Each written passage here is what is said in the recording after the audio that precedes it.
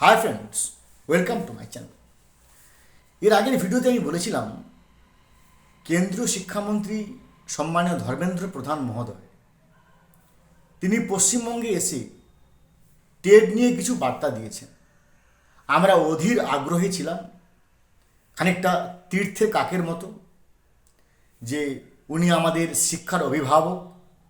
সারা ভারতের, অখণ্ড ভারতের, অখণ্ড কথাটা এই কারণে বললাম যেহেতু এখানে টেটটা একটা সারা ভারতের কাশ্মীর থেকে কন্যাকুমারী পর্যন্ত প্রত্যেকটা রাজ্যের একটা সাব জুডিশিয়াল ম্যাটার হয়েছে, বা একটা সুপ্রিম কোর্টের বিচারাধীন 1 সেপ্টেম্বর 2025 থেকে। তার জন্যই বললাম যে অখণ্ড বিষয় নিয়ে তিনি আমাদের এক প্রকার অভিভাবক। আমরা চেয়েছিলাম যে তিনি এমন একটা কিছু বক্তব্য দেবেন যেখান থেকে খানিকটা আমরা রে অফ হোপ বা আশার আলো পাবো, কিন্তু খানিকটা উনি ইকিউ ভোকাল বা দর্থক, মানে যাকে আমরা ইংরেজিতে বলি পান, PUN, তিনি একটা পান ব্যবহার করলেন। তিনি একটা এমন দর্থক অর্থ ব্যবহার করলেন যেখানে কিন্তু একটা ইঙ্গিত দিলেন, এবং তিনি 5টা ইঙ্গিত দিয়ে গেলেন। দেখুন, তার বক্তব্যটা যদি আমরা ভালো করে স্ক্যান করি, অ্যানালাইজ করি, ডিসক্রাইব করি, ন্যারেট করি, সেখান থেকে 5টি ইঙ্গিত তিনি দিয়ে গেছেন। কি কি 5টি ইঙ্গিত? প্রথম ইঙ্গিত তিনি দিয়েছেন, টেটকে বারে মে মেরে কো কাহা। তার মানে তিনি নিজে কিন্তু টেট নিয়ে কোনো কিছু তার ভাবছেন কিনা আমরা জানি না। তিনি বলছেন যে টেট কো বারে মে মেরে কো কাহা, অর্থাৎ টেটের ব্যাপারে আমাকে বলতে বলা হয়েছে। তার মানে নিশ্চয়ই কোনো না কোনো রাজনৈতিক দল ওনাকে টেট নিয়ে বলতে বলেছেন, এবং সবাই আমরা জানি উনি কোন দলের। তাহলে সেই পশ্চিমবঙ্গের সেই দল হয়তো ওনাকে এই বিষয়ে বলতে বলেছেন। কেন বলেছেন? নিশ্চয়ই for the benefit of the teachers, by the benefit of the teachers. প্রথম ইঙ্গিত। তার মানে প্রথম ইঙ্গিত তিনি দিয়ে গেলেন যে আমি কোনো না কোনো একটা রাজনৈতিক দলের হয়ে কথা বলছি, এবং রাজনৈতিক দলের হয়ে কথা বললেও সমস্ত শিক্ষকদের বারে আমি কথা বলছি। প্রথম ইঙ্গিত।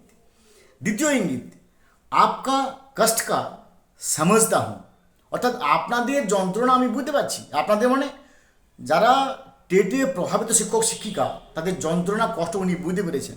তার মানে উনি আমাদের সহমর্মী, উনি আমাদের সমানুভূতি, সহানুভূতি, যাই বলি না কেন, সিম্প্যাথি বা এমপ্যাথি বা telepathy, what ever it may be, উনি কিন্তু এটাকে বুঝতে পেরেছেন। এটা হচ্ছে দ্বিতীয় ইঙ্গিত। তার মানে তিনি বলতে যাচ্ছেন যে আমি আপনাদেরই মতো একজন, আমি মানে কি বলবো, for you, by you, from you, আমি আপনাদেরই একজন। দ্বিতীয় ইঙ্গিত। तृतीय इंगित की बोले ना, पिछले सरकारों का गलत नीतियों का कारण आज देश में एक अभावनीय परिस्थिति बनी है।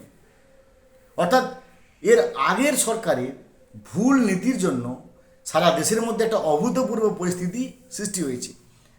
অর্থাৎ তিনি সরাসরি কংগ্রেস সরকারকেই দুষেছেন, কারণ কংগ্রেস সরকার 2014 আগে ছিল কেন্দ্রে, যে কংগ্রেস সরকার 2009 সালে রাইট টু এডুকেশন বিল নিয়ে আসে, এবং রাইট টু এডুকেশন বিলের 23 নম্বর ধারার 1 নম্বর উপধারায় এবং 23 নম্বর ধারার 2 নম্বর উপধারায় সেখানেই কিন্তু এই মানে শিক্ষকদেরকে মারণ অস্ত্র সেখানে কিন্তু একটা ইঙ্গিত ছিল।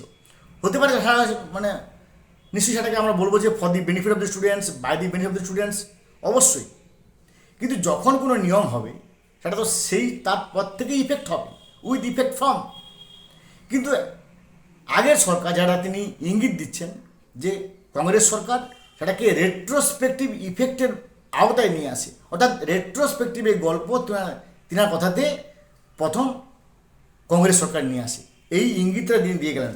কেন না, 2009 সালে রাইট টু এডুকেশন বিলের 1 নম্বরে কী বলা আছে যে যদি কোনো ব্যক্তির থাকে মিনিমাম কোয়ালিফিকেশান, তাহলে এনসিটিকে বানিয়ে দেওয়া হলো একাডেমিক অথরিটি।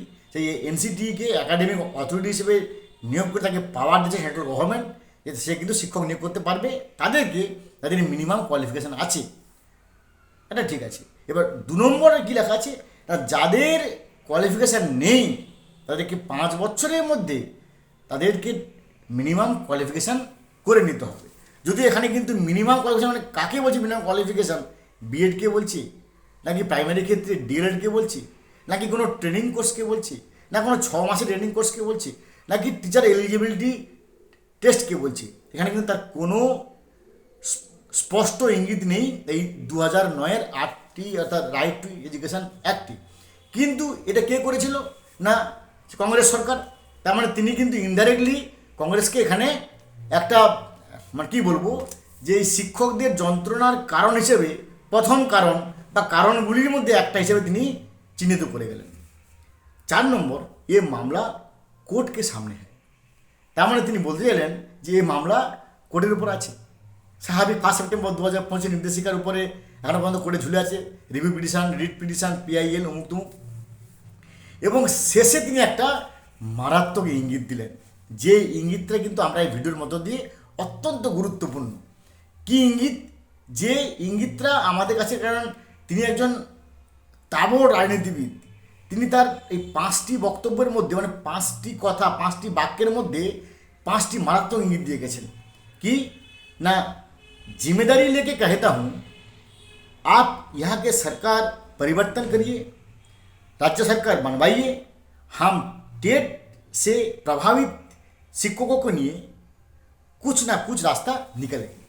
অর্থাৎ এই সরকারকে আপনারা চেঞ্জ করে দিন, স্টেট গভর্নমেন্ট নতুন করে বানান, আমি টেট নিয়ে কিছু না কিছু রাস্তা বাতলে দেব। তার মানে রাস্তা আছে, তার মানে উনি জানেন যে রাস্তা আছে, সে রাস্তা উনি বলবেন, কিন্তু এই মুহূর্তে বলবেন না, পশ্চিমবঙ্গের স্টেট গভর্নমেন্ট চেঞ্জ হওয়ার পরে বলবেন। মনে হতে পারে কেন ভাই, এটা একটা সর্বভারতীয় ব্যাপার, এর সঙ্গে পশ্চিমবঙ্গের কী সম্পর্ক?